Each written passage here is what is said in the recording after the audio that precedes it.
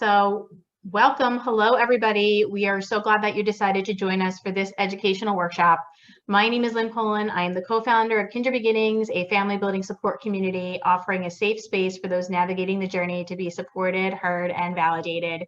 If you have any questions about our programs or how we can help better support you, please reach out to me, or you can, of course, visit our website.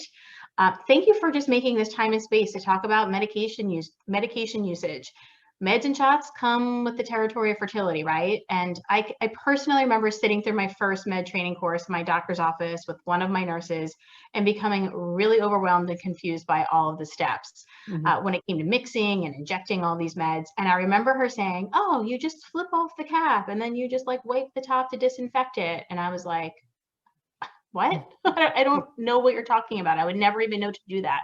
I don't have a nursing degree. How am I going to do this?" And I just completely broke down in tears. So that is what this talk is all about. It's about gaining information and tips to make navigating the medications much easier and not as scary. So I'm so happy to introduce Eugene Corelli. Gene is a fertility pharmacist and founder of Fertility Home Care, Philadelphia's only in-home fertility injection support company. So get ready to take notes because Gene is going to be sharing his fertility training guide with us right now. Welcome, Gene. Thank you for sharing this much needed information with the community. Okay, thanks for having me on, Lynn. I appreciate it. Yeah, as Lynn said, part of Fertility Home Care here. We offer in-home injections for patients, that are going through fertility treatments. I am a fertility pharmacist. And speaking of the training that you went through, Lynn, too, I remember when we went through IVF as well, they kind of put us through the training, and I thought it was very basic, but I thought they were doing that because me and my wife were pharmacists and they thought we were educated on this stuff. And at the time I didn't really know any of these medications. So we thought we got like the quick short version, but that's really how they train everybody, which is kind of lacking a lot of information that people need, especially people that are not healthcare professionals. So now that I have a lot of this information, I'm happy to share it all with you. And then if you have any questions throughout the presentation or at the end, I'm happy to answer anything for anybody. And you can also put it right in the chat there, and I will relay it right over to Gene. Okay, that'd be good. So what I'll do is part of my company services, we obviously offer administration of medications for you in your home or training, but we provide this digital training guide for our patients to help navigate the injection process. So for free, I give this out to help people, and it kind of breaks down each medication that you would use in the IVF cycle. It doesn't really cover other forms of fertility, but since IVF is the most common and uses the most medications, especially injectables, we made this guide for that purpose. So as you can see, the guide has about 11 medications on here. I'll go through all of them. Each medication is one page on the guide. I'll kind of go through, how to inject it, prepare it, and then ways to dispose of it and where to inject, and a lot of other caveats with the particular medication. So just to kind of start off, there's obviously a lot of medications on here. You won't use all of these medications. Some of them are replacements for other medications if for insurance purposes or if drugs are on back order. So you won't use everything here, but I wanted to at least have like a comprehensive guide. So just to kind of overview the medications, kind of the first two here, you kind of see Follistim AQ and Gonal F. Both of these are Follistim products. These are ovarian stimulating medications that they use in the cycle to kind of stimulate egg production. Menopur is another product they use for ovarian stimulation as well. It actually is a form of Follistim from a pharmacological standpoint. These two top products are actually made synthetically, whereas Menopur is actually Follistim given to an animal, and then they extract it from the animal after it's kind of already metabolized. So it's a different form of Follistim, and you would inject both of these products, usually one of the Follistim or the Gonal and Menopur simultaneously. The Ganurelix and the Cetrotide, these products are a little different. What these medications do are kind of stop the eggs from dropping. So your normal process when you're stimulating the ovaries is for your body to just want to drop these eggs in the fallopian tube. In IVF, they don't want you to do that because they want to be able to extract the eggs from you. They want to keep all the eggs in the ovaries. And Ganurelix and Cetrotide are medications they use to kind of stop your body from dropping those eggs. So they're kind of like almost reversal agents, if you want to say, of the top medications. And then the next two medications, you see HCG, Pregnyl or Navril are some brand names. Abidril is another brand name. These are what they call trigger shots, and Lupron kind of falls in that area as well. So these medications are used kind of at the end of an IVF cycle. And what these medications do is they kind of convert the eggs from 42 chromosomes down to 21 chromosomes, which makes the eggs, viable for insemination. So if you were to do all these above injections and then not take your trigger shot at the very end, when you extract the eggs would kind of be useless. You wouldn't be able to inseminate them. So this is a very important injection. And then progesterone in oil is a medication that they give kind of after the eggs are extracted to kind of thicken your uterine lining. So when they put an egg back in and they put the embryo back in, it kind of, it stays in place a little better, increases the chances of pregnancy and successful pregnancy. So this one is taken daily after what they call the retrieval from the eggs. And then the bottom two medications are what they call HGH, so human growth hormone. So if people aren't responding too well to Follistim and Menopur, they will often give these after multiple cycles to kind of stimulate more egg growth. So these ones are kind of for like treatment-resistant patients, and we see it kind of as like a last resort. But these are further injections they use in IVF. So just to kind of give a little summary there. But I'll go through each of the medications here briefly, and if anyone has any questions, feel free to jump in, Lynn. Okay. So with Follistim AQ, I kind of list here that medications can be given subcutaneously or intramuscularly. Subcutaneously just means that the injections go under the skin. They're usually short needles, usually in the abdomen or the thigh, whereas intramuscular injections are usually in the deltoid of the arm or it's in the buttocks. So different types of needles, different types of injections. But for this purpose, for Follistim and most of the IVF medications are given subcutaneously. So with all these injections, you want to make sure you clean your hands first, wash your hands. You want to clean the injection site with alcohol. But the preparation of each of the medications and the administration is different, for each of the drugs. So you'll see for the Follistim, I kind of include a little bit of photo here. With the Follistim, it's a little different because they give you a pen device and then they give you a cartridge with the medication separately. And you have to load the cartridge into the pen device in order to do the shot. So this top portion here is actually the pen device. So it has a cap, it has a cartridge holder, and it has like the body of the pen device. And then you see the actual medication is in this little cartridge down here. And then this little area over here is actually the pen needle device. So you need all of these things to actually do the injection. Once you load the cartridge into the pen device, it's actually good until you can use it multiple times until the medication is out. So sometimes you'll use it for multiple days. Sometimes it'll be a single shot. It all depends on how much is in the cartridge and how much you're injecting. And then obviously you replace the needle every single time to prevent any sort of infection.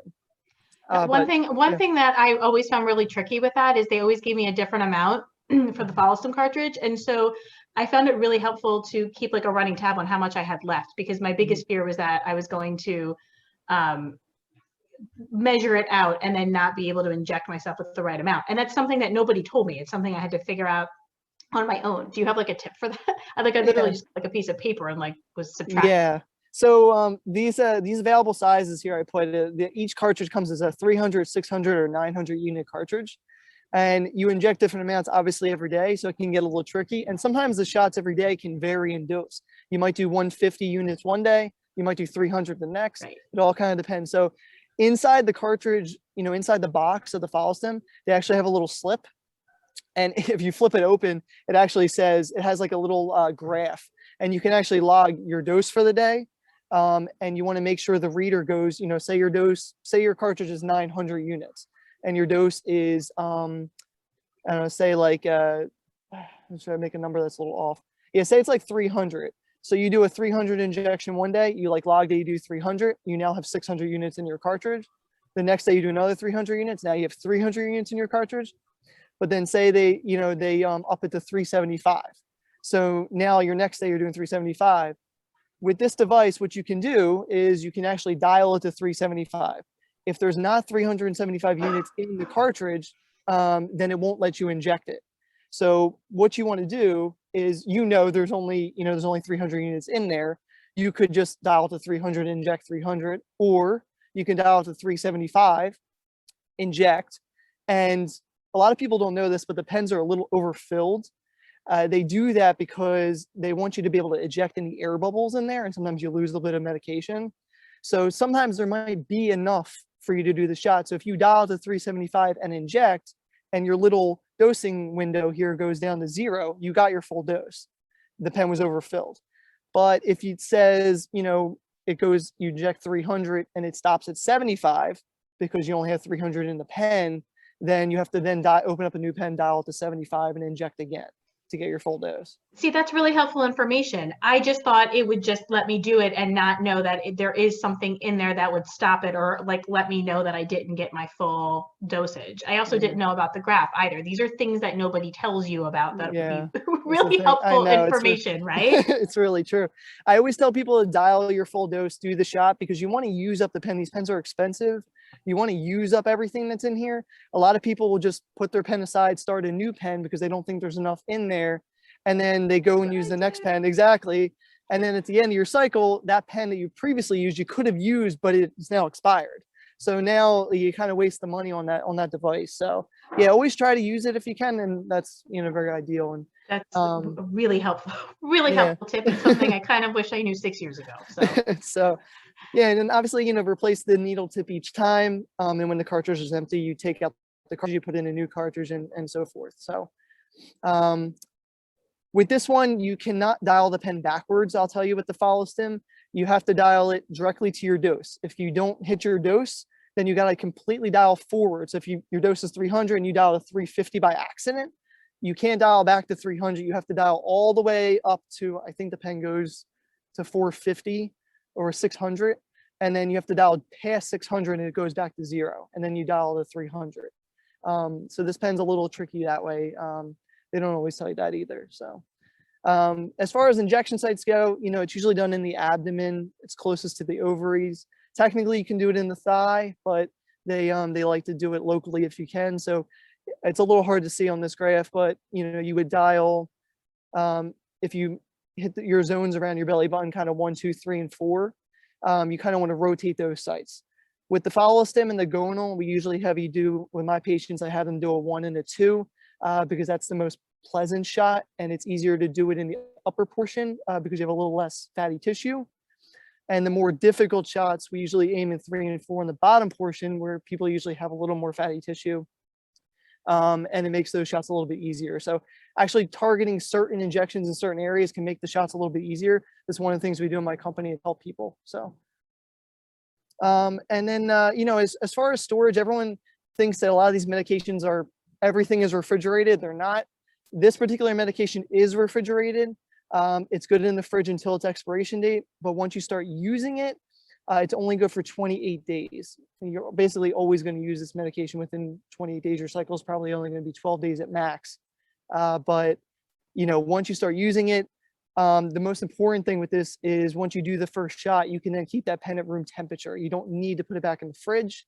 If you have to go somewhere, you can take it with you. Some people are traveling, so once you load that cartridge, if the pen's good for 3 days, you have 3 days out of the fridge, and then you'll take your next box out of the fridge, load that pen, do that shot, and then that pen can then stay out of the fridge as well. So also did not know that. Would always put my pen back in the fridge. So yeah, I mean, it's fine. The medication will be okay, but it's unnecessary. And when you inject cold, it's more irritating. So you want to always inject at body temperature, which is probably another thing they don't always tell you as well. So, if you leave it out, it's easier. You don't have to take it out, let it, wait and, 30 minutes for it to get to room temperature. It'll already be at room temperature. You do the shot and you're good. So, and then, and then I have instructions on here, if the pen doesn't deliver the full dose, what you have to do, which we are kind of already talked about. So, and then just make sure you're always disposing all your sharps in a puncture-proof container. So if you have a sharps in here, that's great. You can go to CVS, Walgreens, buy one. They're not that expensive. Or if you have like an old detergent bottle, something that's puncture proof, you can throw them in there. You seal them. A lot of people ask me, what do I do with them when they're done? You can throw them in your regular trash. You do not put them in your recycling. The regular trash is a proper way as long as they're sealed. You just don't want anyone to get pricked, like any trash men or anything like that. and then they have to get, tested for hepatitis and HIV. So, we want to keep it in these puncture-proof containers to protect everyone. For the most part, that is that medication. The gonal is very, very similar to this. The one nice thing about the gonal pens are that you don't have to load the cartridge. The cartridge is already in the pen. You buy the pen. The only thing that comes is just the needle and the pen device. So it's already in there. And these also come in 300, 450, and 900 unit pens. I actually like this pen a little bit better because, number one, you can dial to your dose. If you dial over, you can dial backwards with this pen device. So you don't have to ever worry about, going all the way over. But it's basically the same as the follow stim. You screw the needle tip on the top, you remove this protective tab. This is your actual needle, and you have two caps. So you remove the outer cap and then remove the inner cap, and then you're ready for your injection. With this one, it's the same locations. We usually do it in the upper portion of the abdomen, like 1 and 2. It also needs to be refrigerated as well. But again, once you do the first shot, the pen's only good for 28 days, and you can keep it out of the fridge as well. These pens are actually also good for up to 3 months if never used at room temperature. So if you keep them in the fridge, obviously they're good through the expiration date. But if you happen to leave it out, or you get a delivery from your pharmacy and you're not home for 2 days because you're on vacation and it like sat out and got the room temperature, you can actually keep it at room temperature for up to 3 months. So if your cycle is starting, you don't need to send the drug back. You don't need to throw it in the trash. You can still use it as long as your cycle is within 90 days. All right. So it's also helpful. Same disposal process and kind of same, pen devices. Sometimes the injection amounts that you take are not very even. Sometimes, you're taking 175 units per day. So you're going to have to do a little bit of, some people don't want to, they just want to jump to their next pen. But if you're okay with doing 2 shots, finish up your 1 pen and then jump to your next pen so you kind of get the full use out of it. So it's the best way. I've seen people say, I'll save this pen towards the end of the cycle and hopefully I'll be able to use it then just in case there's like leftover medication. But then I've seen people where their cycles got canceled, especially during COVID, certain things that happened. So they ended up like not being able to use the medication when they could have, originally. So now jumping to Menopur. Menopur is the other ovarian stimulating product. This one is a little more complicated. Little. This is when I broke it down into tiers, like the mixing and the. Yeah. This is complicated. Yeah. So this one you have to mix. There's a powder vial. There's a liquid vial. You have to mix the two to activate the medication, and then you inject. So you have a powder vial with a peach cap. They have a liquid vial with in this picture it's a blue cap. They recently changed it to a gray cap. Whatever comes as, there's a diluent vial of sodium chloride, and then there's the powder. The powder in the peach cap is the active medication, but it's not active until it's mixed with the diluent. So you'll see here that there's a few things that you're going to need. You're going to need a syringe. You're going to need a Q cap, which comes in the box. And then you're going to need some alcohol swabs as well. And then you're going to need the powder and the liquid vial. So the way to do this is you're going to pop these 2 plastic caps off. You're going to clean the tops of the stoppers. There'll be little rubber stoppers on there. Clean those with alcohol. And then what you're going to do is this little Q cap, and it's a little hard to see in the photo here, but there's a little Q cap and it's a plastic needle. And they designed it because a lot of people were pricking themselves with an actual syringe. So what this is you'll see a fatter end of the Q cap and then a thinner end of the Q cap. And I might be able to zoom in a little bit. So what this is you're going to take a syringe and you're going to attach a syringe to the small end of the Q cap. And the fatter end of the Q cap is actually going to snap onto these vials. So you're going to snap it onto the sodium chloride vial first. And what you're going to do is, depending on your dose, you're going to put in the amount of air, the amount of liquid you need to extract, you're going to put that amount of air into the vial. So in order to get this liquid out, you can't just pull it out. You got to put some air in, otherwise a vacuum forms. So when you're injecting 75 units of Menopur, which is 1 powder vial, I'm going to explain that first. Some people are doing higher doses, but to keep things simple, what you'll do is extract 1 ml of the liquid out of here. So you'll put 1 ml of air in to the liquid vial and take 1 ml of liquid out. And then you'll unsnap the Q cap and you're going to snap it onto the powder vial and you're going to shoot that 1 ml liquid into the powder vial. Okay. That's going to activate the medication. You can swirl it a little bit I wouldn't shake it because you don't want a lot of air bubbles to form. Just kind of give it a few minutes to fully dissolve. And then what you're going to do is you're going to pull all that liquid up into the syringe. That's your dose. Okay. Once the medication is in the syringe, you're going to take the Q cap off and you're going to stick on a little needle, which is usually a 27 gauge. We use a 30 gauge, so somewhere in a 27 to 31 gauge range. So usually a short needle, 1/2 inch. The gauges, if people aren't aware, is like the diameter of the needle, right? So the higher the gauge, the thinner the needle. So a 31 gauge is like an insulin needle. It's very, very thin. Whereas when you get to like 22 gauges, they're very, very wide. Okay. So a 27 to 31 gauge is a very, very thin needle, and a 1/2 inch is the length. So it's a very, very short needle. You'll put that, needle on the top of the syringe, push out any air, and that's your dose when you're ready to inject. All right. I know it's a little complicated. There are videos that show this as well. And obviously I have a lot of written instructions here so people can follow. Some people prefer like written directions over videos, but and this one is also injected in the abdomen. Now we usually do this one in the lower portion of the abdomen, primarily because this one will sting a little bit more than the gonal and the follistim that we previously talked about. Because this one's mixed, it's a powder, it's going to be a little irritating. The other two medications are well dissolved solutions. They won't be as irritating. They're going to go in a lot nicer. But with this one here, you usually want to aim in the bottom portion where you have a little more fatty tissue. This way it won't bother you as much. Gene, what about like the angle of the needle? Like, does it matter if we're going straight in, if we're kind of angled? Does that make a difference? So with these subcutaneous injections, it doesn't really matter. You can go in at kind of 45 degrees or you can go in at kind of 90 degrees. It doesn't really make much of a difference. The needle's not long enough to get into any other area. It's just going to kind of go directly under the skin. So however you feel comfortable. People should keep the skin pinched. You can do it the whole time you're injecting. Just make sure you don't prick your fingers.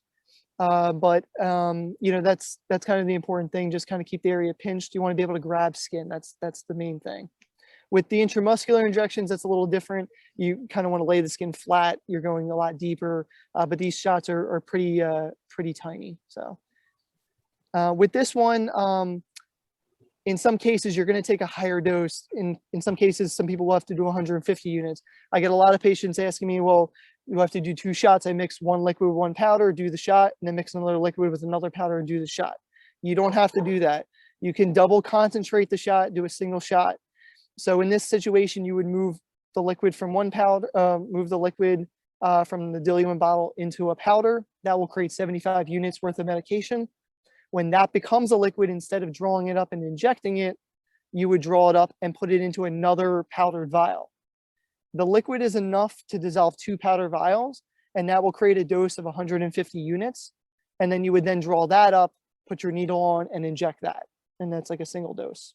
And that makes things a little bit easier. And this is kind of the instructions I have down here for that as well. You would use 1 syringe, 1 Q cap, 1 needle. It just is one extra step of mixing another powder vial in there. Yeah. I was on 300 at one point, which was really fun. It's like an entire box. Yeah. I remember being like, this is an entire box. And I didn't want to, yeah, you can do up to 300 units with this. And did you do it as a single injection? I did, but now I'm wondering if that was incorrect. Was that right? No, you can do that. You absolutely can. You need all of the liquid. So these little diluent vials are 2 mLs.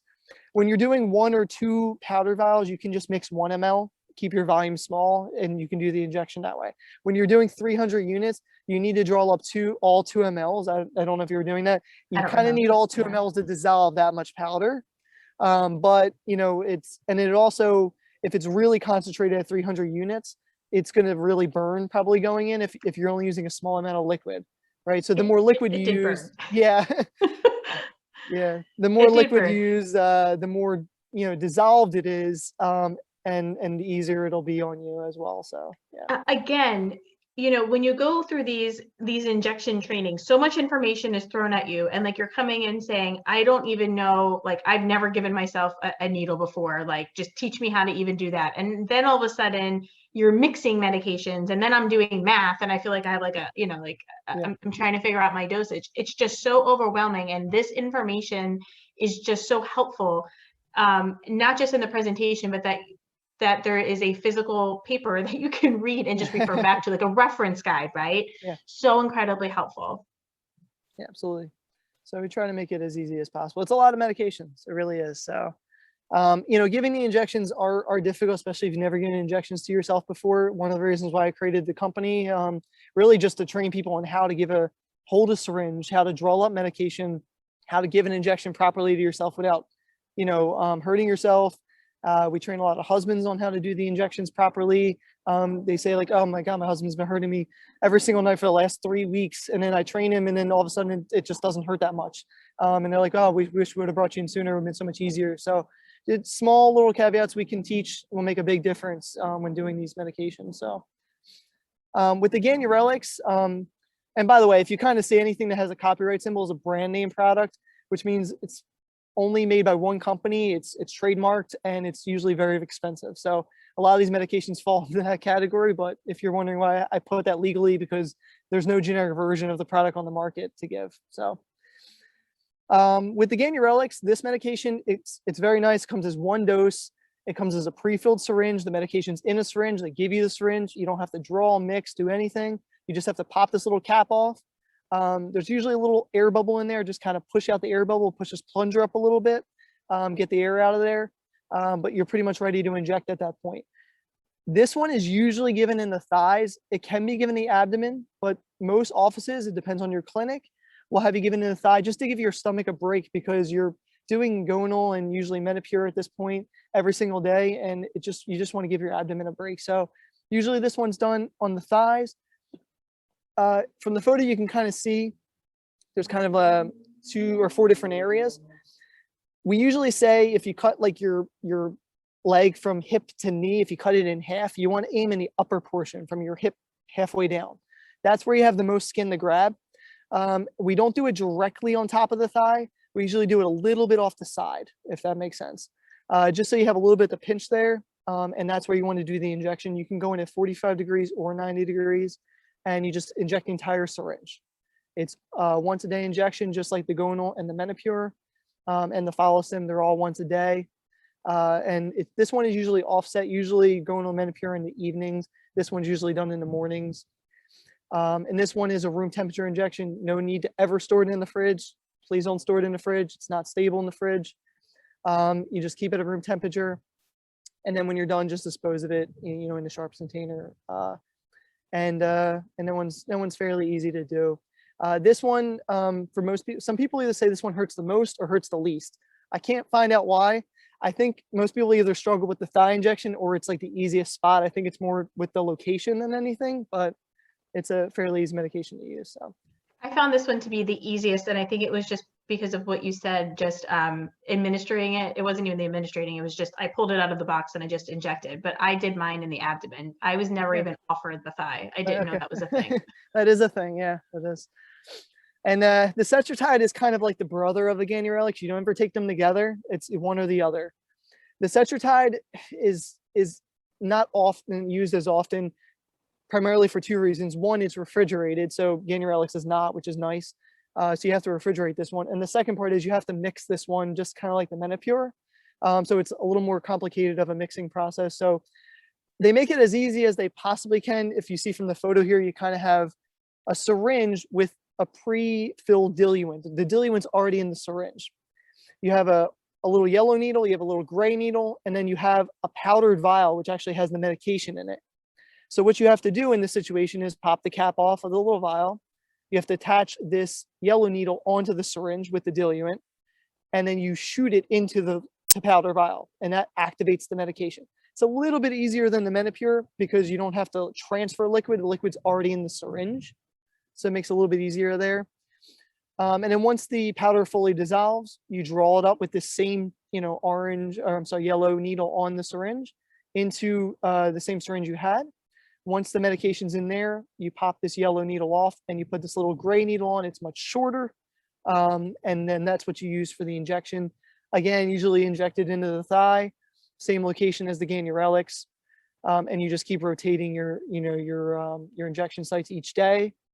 But because of the storage requirements and the mixing, this one isn't really used as often unless your insurance requires it. most of the time they don't do this. So with this one here, let me just see here.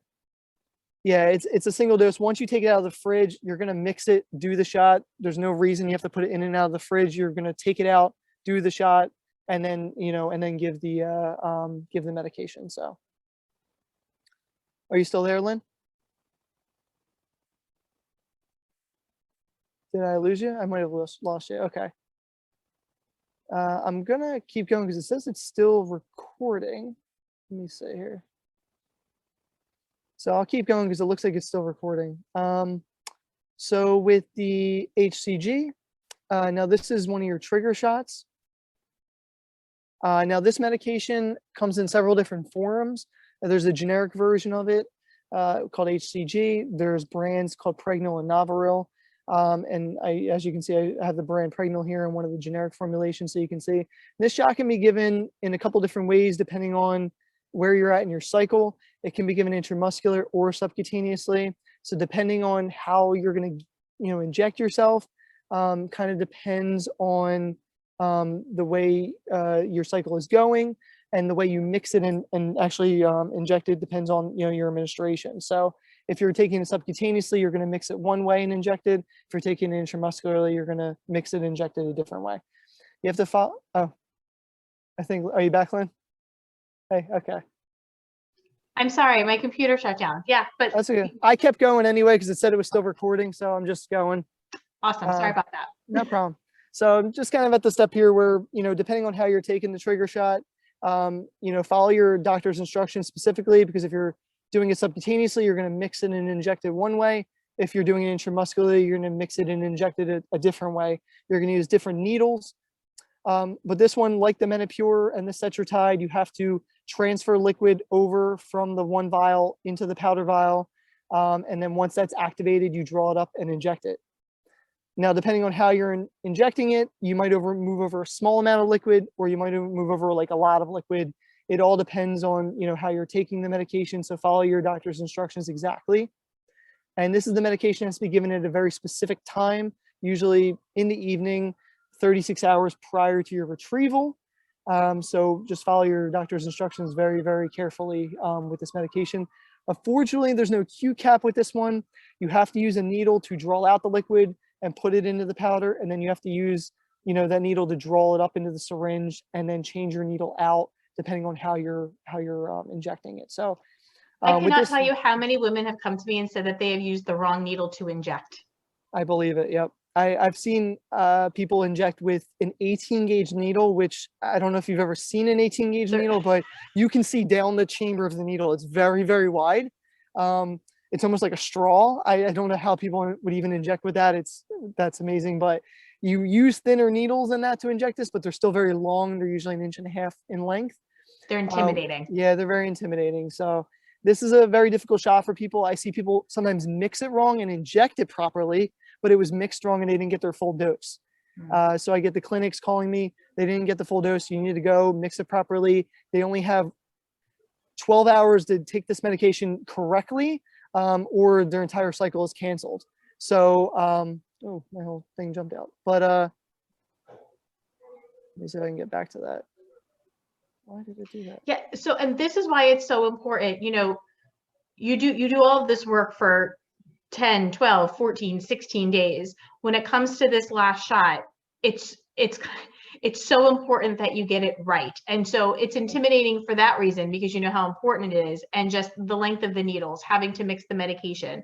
And I know for this one, it was not one that I could do by myself, right? I needed somebody else. The other ones I was able to navigate on my own, but this one you need, you really need somebody to help you out with this one too. And the timing, like you said, I remember it being like 7:30, like it can't be 7, it can't be 8, it needs to be 7:30. You need to inject this medication. So it's intimidating for many reasons.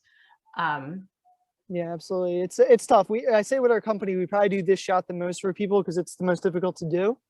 Especially if it's intramuscular, because it needs to be given in the buttocks. As you can see is the photo. If it's done intramuscular, it's given in the buttocks, in a very particular area.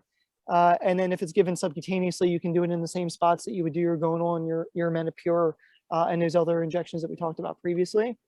But yeah, it's a little difficult, and the mixing it's a little bit more complicated as well with the syringes and needles. So, but what's nice about this is the single shot. You mix it, you do the shot. You don't ever have to do it again as long as you do it properly. And then you're good. You don't usually have to take anything else the following day. And then the day after that is usually your retrieval for IVF. So you have like that little bit of window there where you get like kind of a break of medications before you go in for your retrieval. What advice do you have for somebody that like they're about to take the shot? They're like, yeah, I got this. And now they're going to do it and they're confused. What do you do now? Like now, like, oh, I thought I had this and now I don't have it. Call me. Yeah. Call pharmacy that dispensed it to you. Usually they have a pharmacist on staff that will talk to you. I get a lot of people at night call me. Most of the patients are getting these through mail order pharmacies and they're open 24 hours. But if they're not, call your local pharmacy. A lot of pharmacists will know, or, you know, feel free to reach out to me. I'll leave my information with Yulin and our website. And my line is 24 hours. I talk to patients every night. So if you need anything, I'm happy to walk anyone through this stuff. So yeah, there's nothing worse than panicking last minute. Yeah, absolutely. So most people do it correctly, but they think they do it wrong. But you just, as long as you just assure them that they did it right, you know, it's fine. That's and validating too. That is, yeah. So you know, this one you only if sometimes people will mix this ahead of time by accident. You can store it in the fridge. Pregnol is good for 60 days at refrigerator temperatures, and Navaril, the brand, is good for 30 days. So, you know, if you accidentally mixed it, not realizing you're not supposed to take it, you don't have to throw it out or go get a new one. You can store it in the fridge for this amount of time and then use it at your designated time in your cycle. Could that be something else that we ask our clinic to do? Like, could I bring my medication into my clinic, say, can you mix it for me? And I'll just put it in the fridge and then I'll just inject it when you tell me to? They could. I'm sure they could do that. The nurses, I don't think a lot of clinics know that you can do this. So they wouldn't ever offer this, I think, as a option, I think. So you really need to talk to a pharmacist. I think that's where pharmacy really comes into play here, because the clinics throw a lot of these medications at you, but they don't always know, you know, the proper way to inject these medications, because they're just more on the medical side of things and less on the prescription side of things.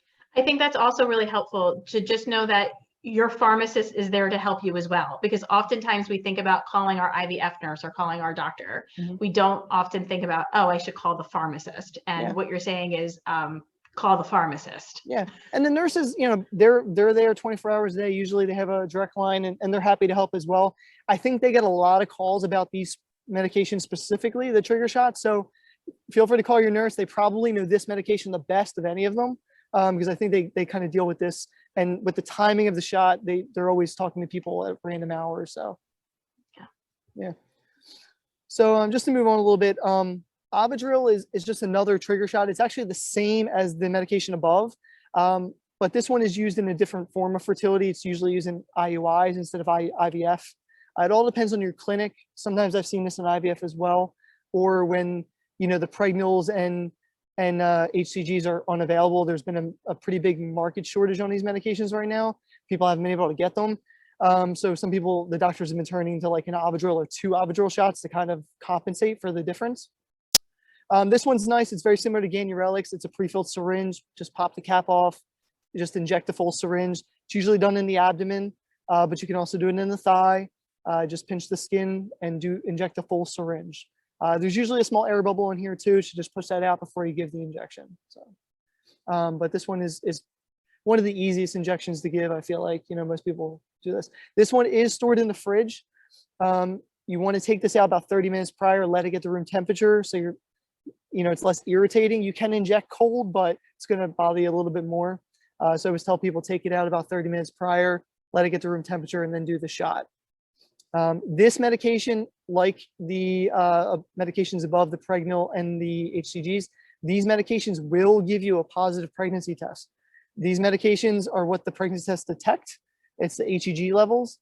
So if you take this shot and in like 2 days want to randomly try to see if you're pregnant, or right after the retrieval, you're probably going to get a positive test, but it does not mean you're pregnant. It's probably this residual medication still in your system. So you have to kind of let this tail off. And then if they do a transfer, you know, obviously you usually wait 14 days or something after a transfer to actually, you know, take a test and see if the pregnancy is actually successful or not. So I always tell people to be very careful. Don't take a test too shortly after this to find out if you're pregnant, especially after an IUI. Lupron is a medication this is kind of like the Swiss Army knife of IVF. It's used in so many different ways in IVF. They use it as a trigger shot. They also use it as a way to kind of prevent ovulation, so that between transfers in IVF, you can kind of jump to your next transfer a little bit sooner. You don't have to wait like a full 30 days. So it kind of does a lot of different things. This kit is really nice. There's really only one company that makes this. So you're basically going to get this manufacturer. It's Sandoz. There's syringes in here, little syringes. This is the box. Inside the box, there's a little powder, little liquid vial. It's already mixed. And there's also alcohol swabs in this box as well. So it's nice. It gives you a nice little kit. And basically, when you want to draw up your dose, every dose is a little different. When you're using it for ovulation suppression, you're usually doing like 5 to 10 units a day. These syringes are in units. You would draw up like 5 to 10 units of air, shoot it into the vial, and then draw out 5 to 10 units of liquid. That's your dose.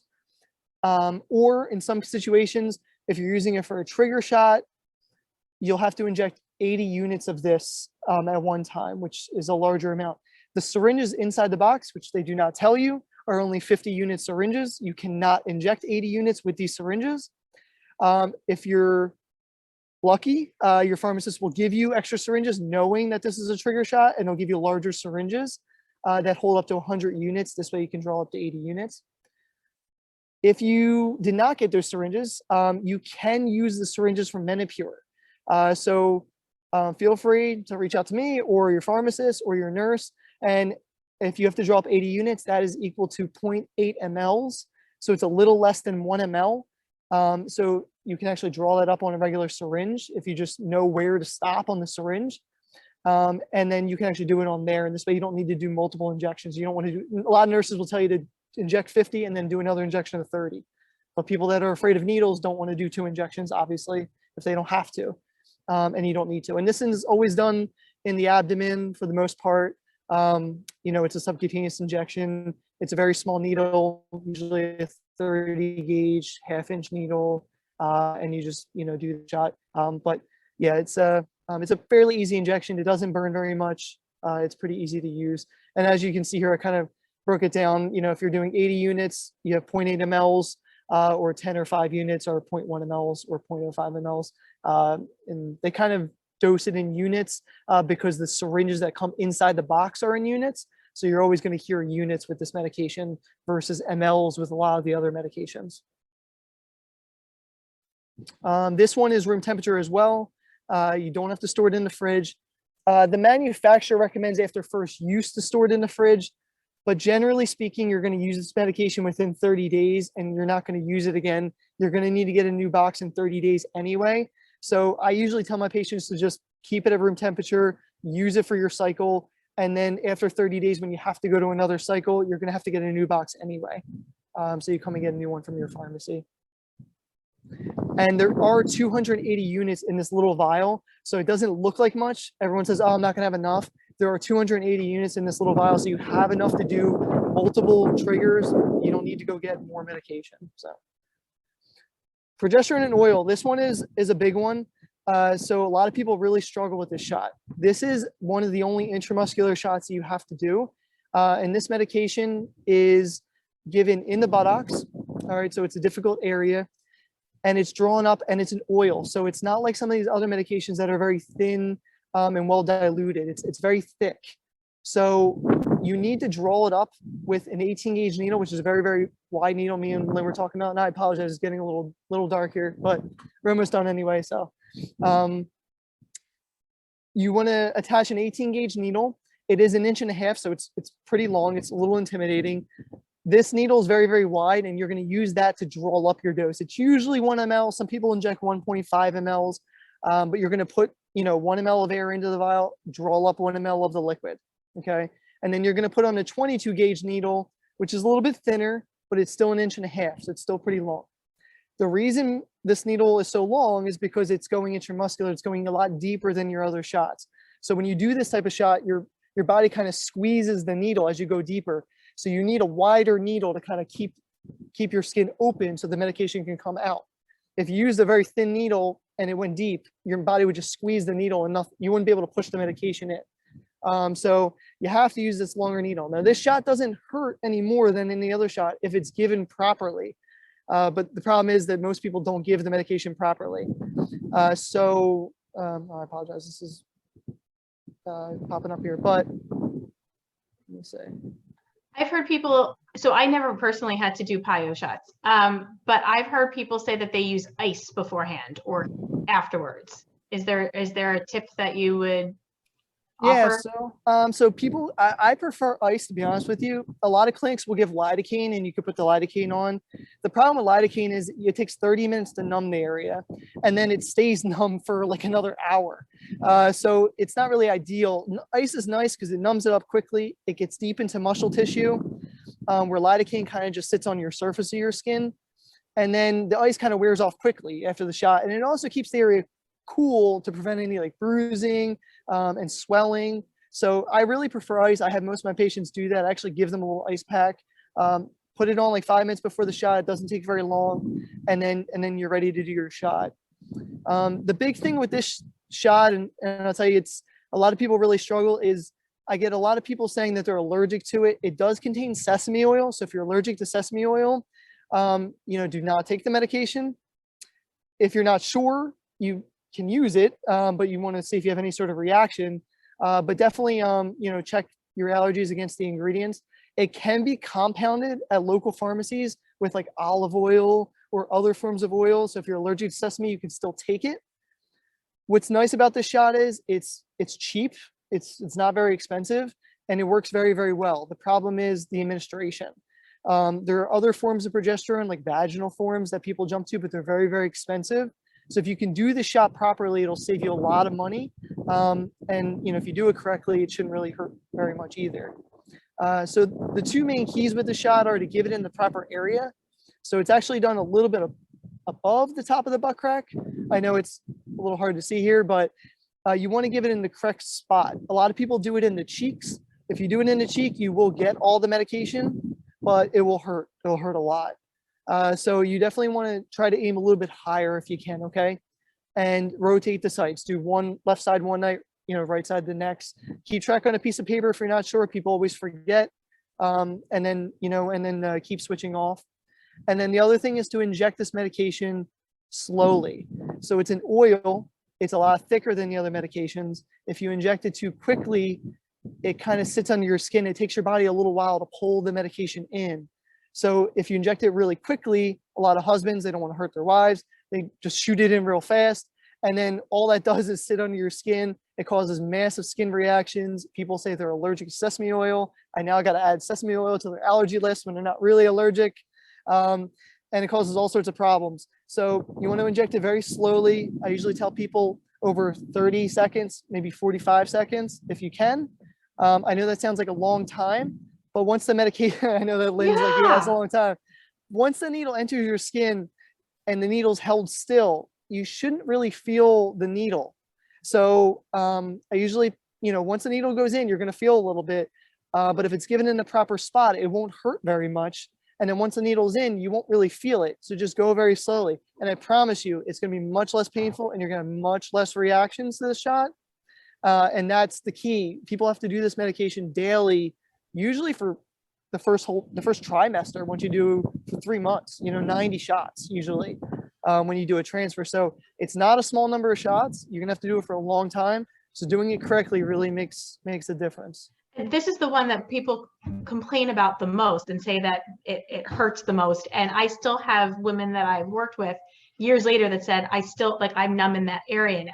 And most likely it's because of the two things you just said. It needs to be the proper location and incredibly slowly, like really slow, 30 to 45 seconds. Mm-hmm. Yeah. If you're doing a larger dose, like 1.5 mLs, definitely, like I've seen people inject it over a minute, and that's a long time. I mean, if you really sit there, but I know a lot of people get really anxious. They don't want to hurt the person that they're injecting. So they're doing it very quickly, but I promise you that's much, much worse doing it that way. So if you follow those steps, I think it'll be a lot easier for you. And we do this shot a lot for people because this is what people really struggle with. And with my company, I've done so many people for 90 days straight and they've had no reaction, and they're completely fine. They can walk fine. There's no hip pain. There's no leg pain. They can sit down. They can stand up. If it's given correctly, it's not a problem at all. So, yeah. So call Jean. All right. Yeah. So, yeah, give me a call. I'm happy to do it. This medication is stored at room temperature. Do not put this in the fridge. It's an oil. It will solidify if you put it in the fridge. So you definitely want to, keep it at room temperature.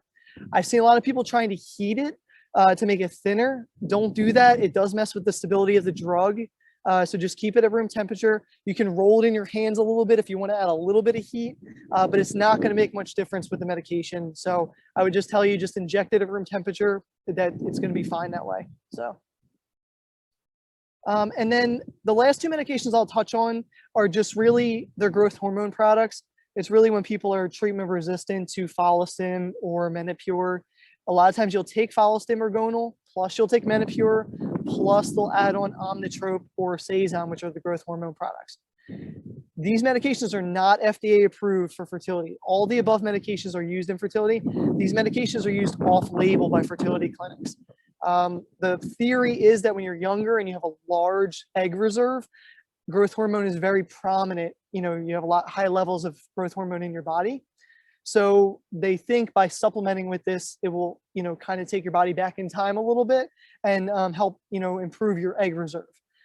So these medications are both given subcutaneously. They're fairly easy injections to do. You do have to mix the medication. So there is a diluent bottle and there is a powder vial. These are given with insulin needles. So the same needles that come with Lupron, if you're doing Lupron in the kit, you can use the same needles there. But oftentimes the clinics will call in specific needles for these. And this medication is only given for like 5 days in your cycle. So it's a very short time in your cycle, but it can help tremendously for a lot of people. So in this case, it's all the same syringe with insulin needles. You can't remove the needle from the syringe. Everything's all connected. So you would just push in like 1 ml of air into the diluent vial, take 1 ml of diluent out, and then you would shoot it into the powder vial, activating the medication. Using the same needle, once it's dissolved, you would draw it up, and then you would use that same needle, same syringe, and you would inject it in the abdomen or the thigh. It's fine. This medication for Omnitrope specifically is refrigerated, but once you start using it, you don't have to store it in the fridge anymore. Some people like to. This medication is extremely expensive. So people get really worried about storing it at room temperature and it not being, stable. So you feel free to put it in the fridge if you want. That's perfectly fine. Once you mix it, this vial is good for 2.5 days usually, depending on your dose. And then you get another vial that's good for another 2.5 days. And then that's your 5-day total. And that's basically the whole injection process with this. And then disposal is the same. Just make sure you toss your needles in the sharp container. And then Sazon is basically the same thing. I don't have a picture of the vials, but there is a diluent inside this box, and there's a powder vial, same as the Omnitropes.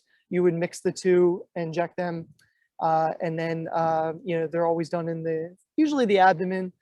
You would just continue to rotate sites. So in this case, if you're doing Gonal and Menopur and Sazon or Omnitrope, you would do 1, 2, and 3, and then the next day you would do 4, 1, and 2. If you're trying to rotate your injection sites, try to give your stomach a little bit of a break. I know it's difficult. All this is difficult. So, and then I think that's actually it for all the medications. But I'm happy to answer any questions. Administration, preparation, storage. If anybody has anything. Oh, well, I have a few. So first and foremost, I want just for anybody watching to know you are not going to have to give yourself all of these medications. It is still a lot of medications and it's still very overwhelming. And when you get that box or you go to pick up your meds, take a deep breath and be prepared if it's your first time, because it's really overwhelming to see all of these medications spread out on your kitchen table. One of the questions that I get asked, and I have a solution, but I'm wondering about yours, is now that I have all these meds, what is a helpful way to organize them? Because some are in the fridge, some are out. There's the different needles. Do you have like your go-to organizational system? So I see a lot of patients do things very differently. A lot of my IVF patients are very organized people. they're obviously going through a lot, so they want to try to keep things, a lot of people will go and just go to the dollar store and get one of those storage containers that have like dividers. And this way they can store their Lupron with the Lupron syringes, and then their Menopur with their Menopur syringes and needles. This way there's nothing that's mixing. Everything's in one box together. When you go in to get your Menopur, you grab anything that's in that slot.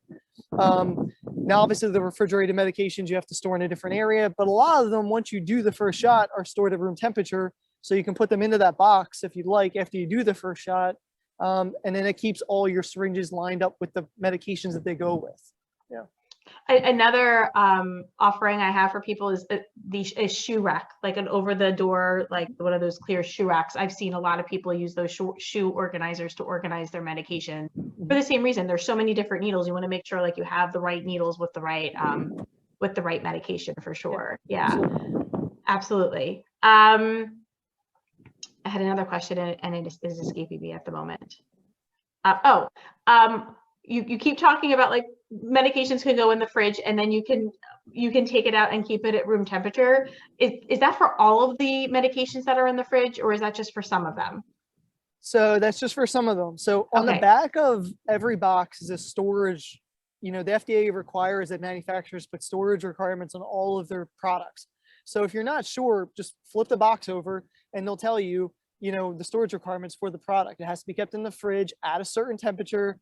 And then, once you use the product, it's good for this number of days at room temperature. They'll give you all that information on the product itself. So they make it pretty easy, but if you're not sure, you can call your pharmacy, or I'm happy to answer any of that stuff. But the manufacturers are required to put that on there. And every product's different. So, yeah. Okay. And same thing, because I've heard of people saying to me, oh, I thought they were all supposed to go in the fridge and they put them all in the fridge. So in other words, if you are not sure, before you start injecting medications, call, because I would imagine that if you take a medication and put it in the fridge, it's not supposed to be in there. That could do something to it, yeah, right? Most of the medications are okay if you put them in the fridge and then you take them out, but it's not necessary. Some will, like the progesterone oil, will actually solidify and it can actually damage the medication if it's put in the fridge. I've had people put it in the fridge. Oh my God, I should have done that. And then try to microwave it to heat it back up, and then that destroys the product. So you're spending a lot on these medications, read it carefully. They all come with a lot of information. You want to make sure you store them correctly, and use them correctly so that, you get the most out of them. Yeah. And I really just think like the biggest takeaway is if you are not sure, just ask. Call up your pharmacist, call up your nurses, and get answers to your questions. Don't panic. Don't try to fix it by microwaving. That's a new one to me. I've not heard that before. Call and figure out a solution. There is always a solution to it, and you will get it figured out. So, Jean, I cannot even tell you how helpful this is. Just kind of knowing even just little nuances, the little tidbits of information that you have offered here has just been so incredibly helpful. And I truly wish that I would have had some of this information when I was going through my treatments. Even just, the difference between the different administration spots, the PIO, I know it will be especially helpful to people because that's the one I get asked about the most. So any final thoughts for anyone that's watching on just navigating medications in general, just like something that they can walk away with, besides the fact that they can do it, they can do hard things. Just like one tidbit of information that you can offer up. Yeah, I think, it's very overwhelming when I dispense all the medications to my patients. I find that it's a lot at one time. You're getting like usually 5 injectables or maybe more, a lot of syringes and needles, lidocaine, all this stuff. So just take it one medication at a time. There's a lot there, but each medication comes with instructions. And once you learn how to do the medication, you do it once or twice, it becomes a lot easier to do. So don't get too overwhelmed with the sheer number of injections, because you're not going to be doing every injection every day. You do like 1 or 2 this day, 1 or 2 this day, and just, take it one medication at a time is probably the easiest, because people get very overwhelmed by just looking at the grand scheme of things, but you're not doing them all at one time. I think that is such a really helpful piece of offering and piece of information. One step at a time. It's going to be really overwhelming. I had them like all on my kitchen table. I just kind of sorted it by medication because they kind of get like jumbled up. Organize it and just take it one medication at a time, one shot at a time. Yeah. And then they all have side effects with our company. I developed like a side effect management protocol for it as well, so we can help people, because you are going to get different side effects from different medications, and you're not sure which one is coming from which. So there are things you can do to help. So talk to your doctor, talk to me. We're happy to help with any side effects or anything like that, and help with administration. So it's, you know, it's a lot, but you're not alone in this process. You certainly are not. And so, Jean, anyone that is local to the Philly area or just in general that wants to get in touch with you, can you share your information? And we'll link it up as well. Yeah. So yeah, the company's called Fertility Home Care. We have a website. It's fertilityhc.com. And all of our information is on there, our phone number and everything, our email and everything is through there. So you're happy to, you know, contact us through there. Our email is support@fertilityhc.com. If you want to shoot me an email, I check the email every single day personally. So if you have any questions or you need anything, I'm happy to just, you know, shoot you right back an email. You don't need to use our services. I'll just, you know, happy to answer anything. And yeah, that's where you guys can reach us. And thank you so much for that. And you can also find a link to Fertility Home Care on the Kindred Beginnings resource page. We have you on there, and you can just go over to there and we will link right up to you. Appreciate it. Jean, thank you so much. All right. Thanks, Lynn. I appreciate you.